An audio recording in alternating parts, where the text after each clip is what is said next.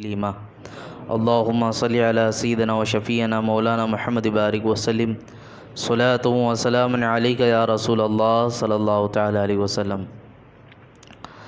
نماز کے فرض کیا ہیں، اس کے متعلق درس سماعت کر رہے ہیں ہم۔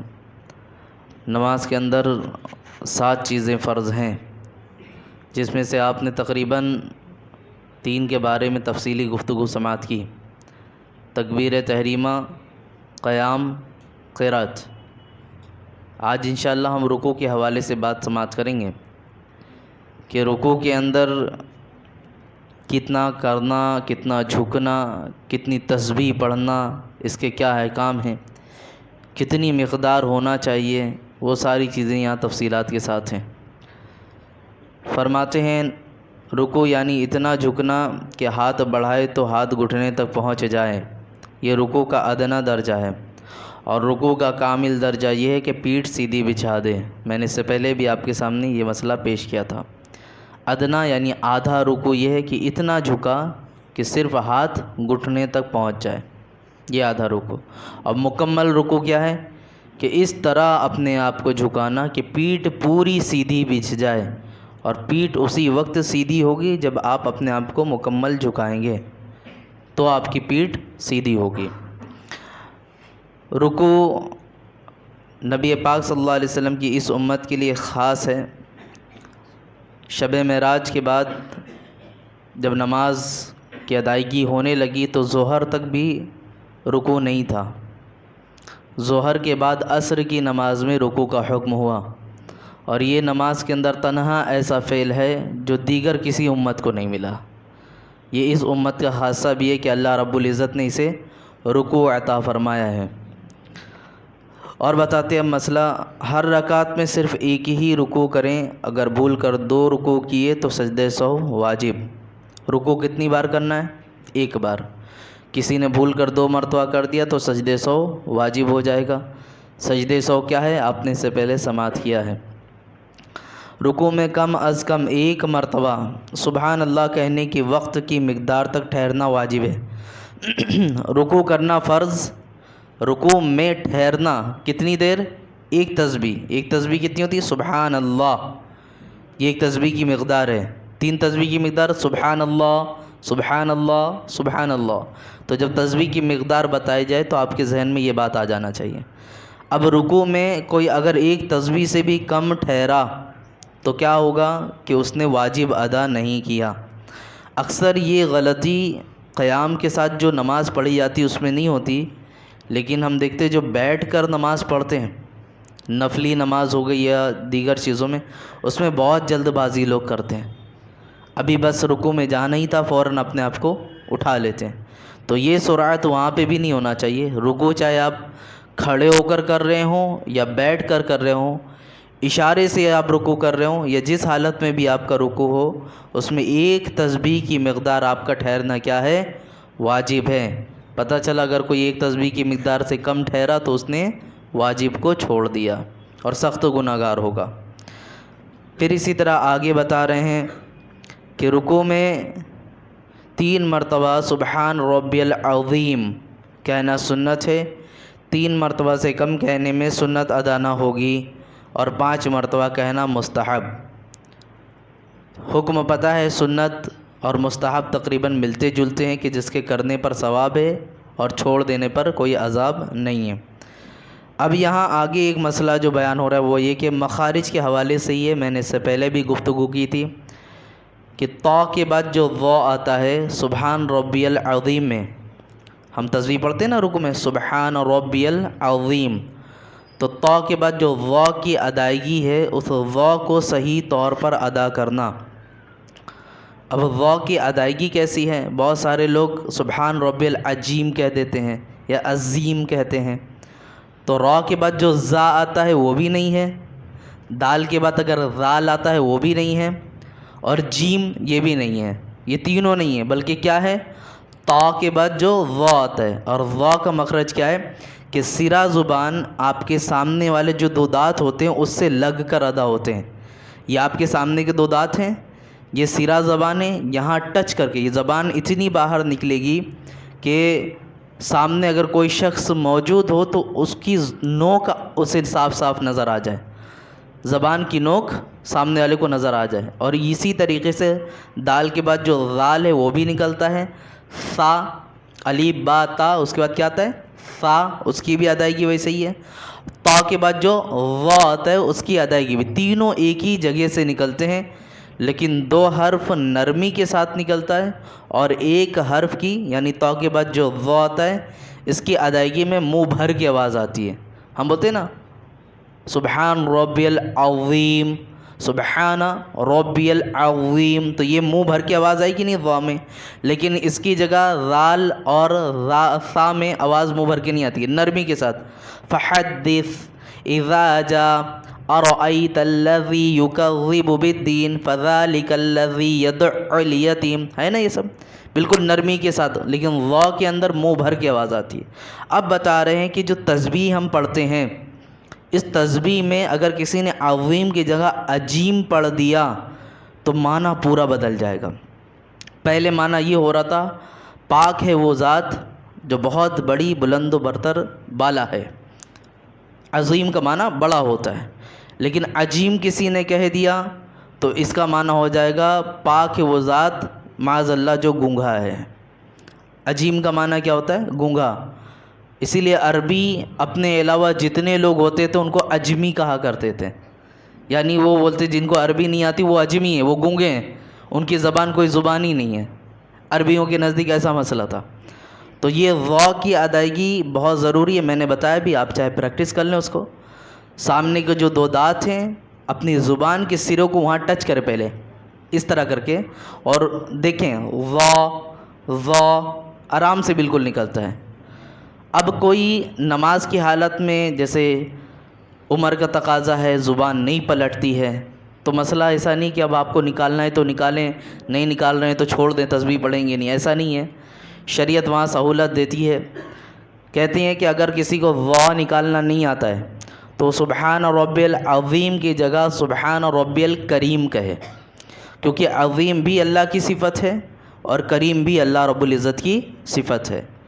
تو پہلے تو ہمیں لیکن کوشش کرنی ہے، ڈائریکٹ ایسا نہیں کہ اب سبحان ربی الکریم پڑھنا شروع کر دیں، پہلے ہم نے کوشش کرنی ہے. دیکھیں جب ادائیگی نہیں ہو پا رہی ہے تو دوسرا آپشن یہ ہے ہمارے پاس، ہم اس پر عمل کریں. آیا مسئلہ سمجھ میں؟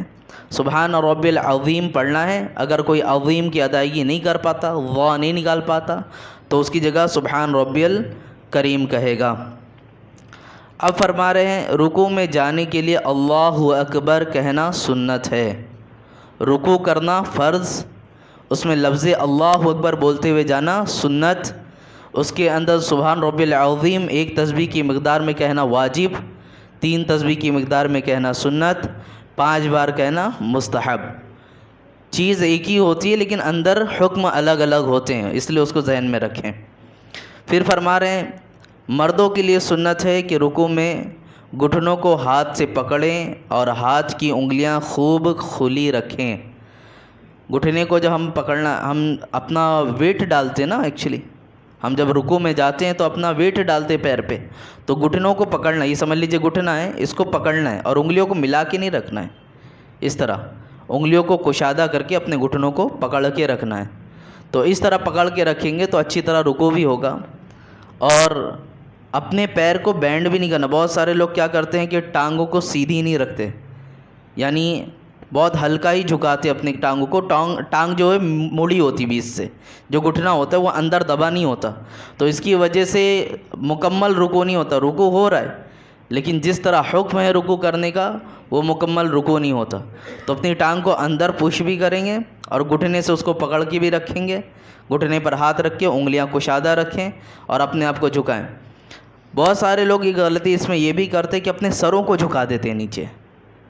رکوع میں پیٹھ تو جھکانا ہی ہے، پیٹھ کو سیدھی رکھنا ہے، لیکن پیٹھ کے ساتھ ساتھ وہ اپنے سر کو بھی نیچے کر لیتے ہیں، تو بالکل ان کا رکوع اس طرح ہو جاتا ہے، یعنی یہ پیٹھ ہے اور یہ سر ایسا جھکا ہوا تھا نیچے، سر کو بھی پیٹھ کے برابر ہی رکھنا ہے. آئی بات سمجھ میں؟ یہ طریقہ ہوتا ہے رکوع کا. یہاں وہی بتا رہے ہیں کہ رکوع اس طرح کرنا ہے. اور عورتوں کے لیے اس کے برخلاف حکم ہے کہ عورتیں، ان کے لیے سنت یہ ہے کہ وہ مکمل نہ جھکیں، بس اتنا جھکیں کہ ان کے ہاتھ گھٹنوں تک پہنچ جائیں۔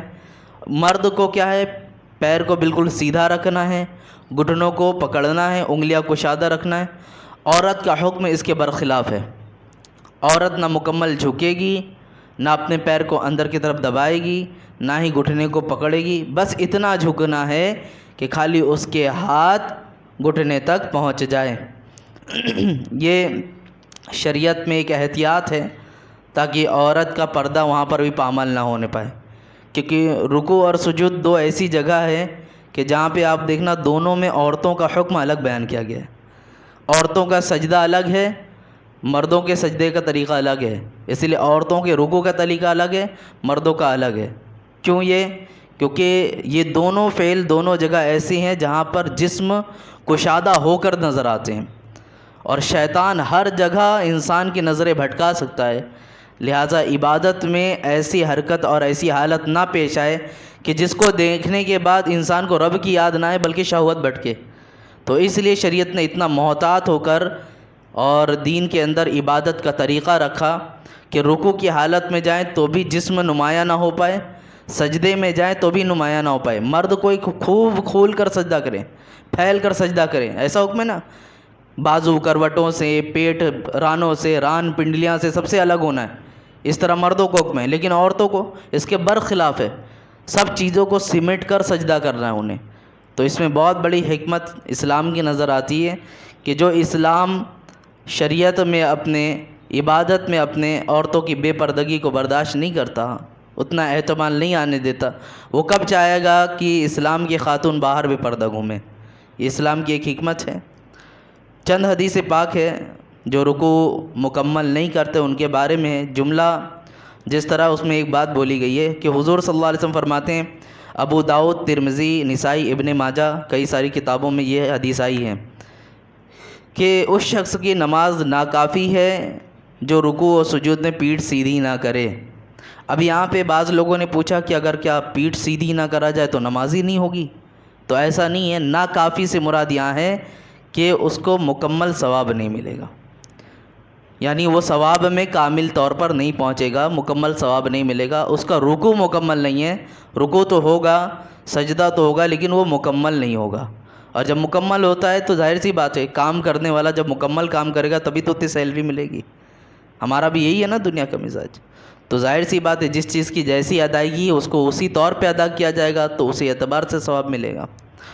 خیر، اب بتا رہے ہیں رکوع سے اٹھتے وقت ہاتھ نہ باندھنا بلکہ لٹکے ہوئے چھوڑ دینا سنت ہے۔ رکوع سے اٹھتے نا ہم سمع اللہ لمن حمیدہ کہتے ہوئے، تو ہاتھ نہیں باندھنا، وہاں لٹکے ہوئے ہی چھوڑ دینا ہے ہمیں۔